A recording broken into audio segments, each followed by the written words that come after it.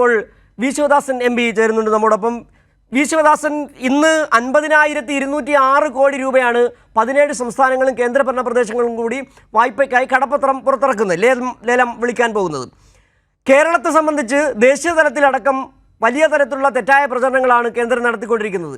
സംസ്ഥാനത്തിൻ്റെ ധനകാര്യ മിസ്മാനേജ്മെൻറ്റ് രാജ്യത്തിൻ്റെ ആകെ ധനകാര്യ സ്ഥിതിയെ ബാധിക്കുന്നു എന്നുള്ളതായിരുന്നു കേന്ദ്രത്തിൻ്റെ വാദം. ഇതിൻ്റെ അടിസ്ഥാനത്തിൽ സുപ്രീം കോടതിയിലടക്കം വലിയ നിയമപോരാട്ടം നമ്മൾ നടത്തുന്നു. 13,600 കോടി വായ്പ എടുക്കാൻ അനുവദിക്കുകയും ചെയ്യുന്നു. ഈ സാഹചര്യത്തിൽ വേണം ഈ ഉത്തർപ്രദേശ് അടക്കപ്പോൾ 8,000 കോടി വായ്പ എടുക്കുന്ന, കടമെടുക്കുന്ന വാർത്തകൾ പുറത്തു വരികയും ചെയ്യുന്നത്. കേന്ദ്രത്തിനാകാം, BJP ഭരിക്കുന്ന സംസ്ഥാനങ്ങൾക്കാകാം, പക്ഷേ കേരളത്തിനാകാൻ പറ്റുന്നില്ല എന്ന് പറയുന്ന നിലപാട് അതുതന്നെയാണ് ഈ വാർത്തയിലൂടെയും പുറത്തു വന്നുകൊണ്ടിരിക്കുന്നത്. RSSന്റെ രാഷ്ട്രീയത്തിനെതിരായി നിലപാടെടുക്കുന്ന ഒരു സംസ്ഥാനമാണ് കേരളം. അതുകൊണ്ടാണ് കേരളത്തെ വേട്ടയാടുന്നത്. കേരളത്തിന് വായ്പ എടുക്കാൻ പറ്റില്ല, കേരളത്തിന് പദ്ധതി പ്രവർത്തികൾ നടപ്പിലാക്കാൻ പറ്റില്ല. ഗുരുതരമായിട്ടുള്ളൊരു സ്ഥിതിവിശേഷമാണ്. ജനാധിപത്യ ഇന്ത്യക്ക് ഒരിക്കലും അംഗീകരിക്കാനാവാത്ത സ്ഥിതിവിശേഷമാണ് യൂണിയൻ ഗവൺമെന്റ് ഇപ്പോൾ സൃഷ്ടിച്ചിരിക്കുന്നത്.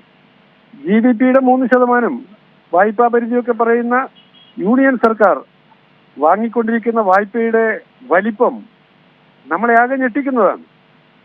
ഇന്ത്യൻ സമ്പദ് വ്യവസ്ഥ അതിഗുരുതരമായിട്ടുള്ള പ്രതിസന്ധിയിലേക്ക് BJP നയിക്കുന്നു എന്നുള്ളതാണ് നാം കാണുന്നത്. കോർപ്പറേറ്റുകൾക്ക് വഴിവിട്ട സഹായം കൊടുക്കുന്നു, അവരിൽ നിന്ന് ഇലക്ട്രൽ ബോണ്ട് സ്വീകരിക്കുന്നു. കോടികൾ ഇലക്ട്രൽ ബോണ്ടിലൂടെ സമാഹരിക്കുന്ന ഇവർ ഇടതുപക്ഷത്തിനെതിരായി ഈ കൊള്ളസംഘത്തിന് കൂട്ടുനിൽക്കുന്നില്ല എന്നുള്ളതിനാൽ ഇടതുപക്ഷത്തെ വേട്ടയാടുന്നു. ഇടതുപക്ഷം നേതൃത്വം നൽകുന്ന LDF നേതൃത്വം നൽകുന്ന സംസ്ഥാന സർക്കാരിന് വായ്പ സ്വീകരിക്കാനുള്ള അവസരം ഒരുക്കാതിരിക്കുന്നു. ന്യായമായ ആവശ്യമാണ് LDF സർക്കാർ മുന്നോട്ട് വെക്കുന്നത്. ഞങ്ങൾ നൽകുന്ന നികുതി വിഹിതം, ഈ കേരളം നൽകുന്ന നികുതി വിഹിതത്തിന് അർഹതപ്പെട്ട വിഹിതം ഞങ്ങൾക്ക് കിട്ടണം എന്നുള്ളതാണ്.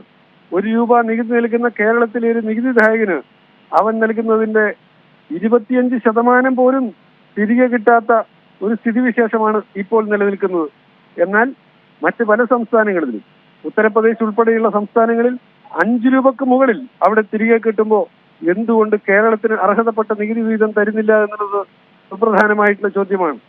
വള്ളത്തോൾ പാടിയിട്ടുണ്ട്, ഭാരതം എന്ന പേർ കേട്ടാൽ അഭിമാനപൂരിതമാകണം അന്തരംഗം, കേരളം എന്ന് കേട്ടാലോ തിളക്കണം ചോര നമുക്ക് ഞരമ്പുകളിൽ എന്ന് പറഞ്ഞാൽ, ഭാരതം എന്ന പേര് കേൾക്കുമ്പോൾ, ഈ രാജ്യത്തിന്റെ ഇന്ത്യയുടെ പേര് കേൾക്കുമ്പോൾ അഭിമാനത്തോടുകൂടി തലയുയർത്തി നിൽക്കുന്ന ഒരാൾ ആയിരിക്കെ തന്നെ കേരളം എന്റെ നാടാണ്, എന്റെ നാടിന്റെ അവകാശങ്ങൾക്കും എന്റെ നാടിന് അർഹതപ്പെട്ട വിഹിതത്തിനും വേണ്ടി ഞാൻ പോരാടിക്കൊണ്ടിരിക്കുമെന്നുള്ള വാക്ക് വള്ളത്തോളിന്റെ ഇന്നലകളിലെ ആ കവിതയെ ചേർത്ത് വെച്ചുകൊണ്ട് നാം ആവർത്തിച്ച് പറയേണ്ടുന്ന ഒരു ഘട്ടത്തിലാണുള്ളത്.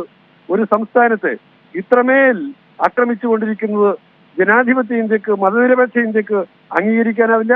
രാജ്യത്തിന്റെ ഫെഡറൽ സ്ട്രക്ചർ എന്നുള്ളത് വളരെ പ്രധാനമാണ്.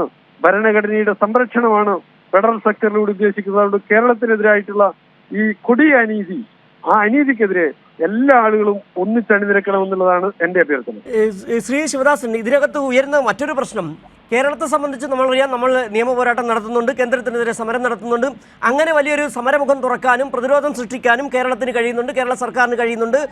ഒപ്പം തന്നെ കേരള സർക്കാരിന് ഭരണത്തിന് നേതൃത്വം നൽകുന്ന LDF-നും കഴിയുകയും ചെയ്യുന്നുണ്ട്. പക്ഷേ രാജ്യത്തിൻ്റെ മൊത്തം സ്ഥിതി പരിശോധിച്ചു കഴിഞ്ഞാൽ ഈ BJP വിരുദ്ധ സർക്കാരുകൾക്കെല്ലാം അവർക്കെതിരെ തുടരുന്ന അവഗണന ഫെഡറൽ സംവിധാനത്തെ ആകെ തകർക്കുന്ന തരത്തിലേക്ക്, സാമ്പത്തികമായി അരക്ഷിതാവസ്ഥയിലേക്ക് സംസ്ഥാനങ്ങളെ കൊണ്ടുപോവുക, വലിയ തരത്തിൽ സംസ്ഥാനങ്ങളുടെ ഒരു പൊതു പോർമുഖം തുറക്കേണ്ട സാഹചര്യം ഉരുത്തിരിഞ്ഞു വരുന്നുണ്ട്.